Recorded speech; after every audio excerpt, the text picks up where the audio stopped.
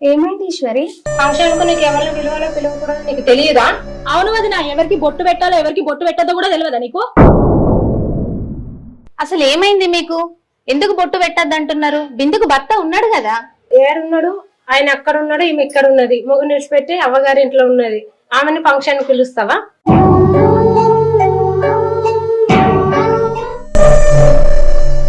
ఇక బొట్టు ఎవరికి పెట్టకు, మీరైతే పోయిరండి, మేము అత్తం గాని. పొయ్యేస్తా నీలిమా, మీ మాటలు వింటుంటేనే నాకు పూర్తిగా అర్థమైపోయింది. ఏంది ఈశ్వరి, భార్య భర్తలకు లొల్లై బిందు అవ్వగారి ఇంటికాడ ఉంటుందా?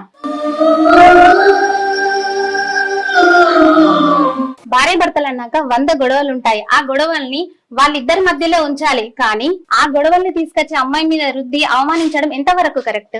చూడు నీలిమా, శుభకార్యాలు అనేవి కలుపుకోవడానికే కానీ దూరం పెట్టి వాళ్ళను బాధ పెట్టడానికి కాదు. మా చెల్లికి బొట్టు పెట్టి శుభకార్యానికి పిలవనంత మాత్రాన తన కొరిగేదేం లేదు. కానీ మీ గుణాలు బయటపడతాయి. ఇంటి శుభకార్యం అంటే ఒక పండగ. ఆ పండగకి ఆడపిల్ల రాకపోతే ఆ ఇంటికి అశుభం.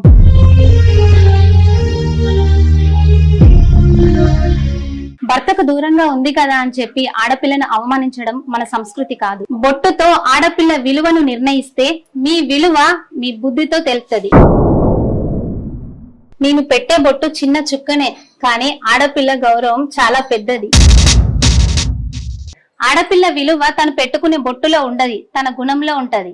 ఎంత మంచిగా చెప్పినావు సరిత, నాకు ఇదన్నీ తెలియదు. బిందు,